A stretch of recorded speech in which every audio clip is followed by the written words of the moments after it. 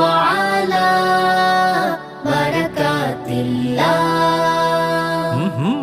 بسم الله وعلى بركات الله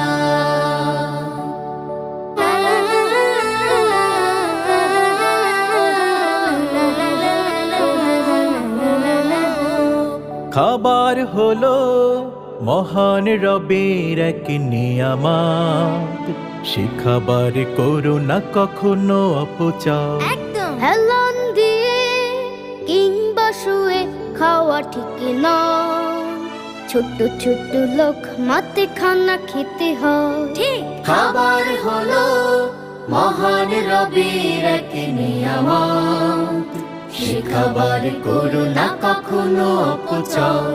হেলান দিয়ে কিংবা শুয়ে খাওয়া ঠিক নয়,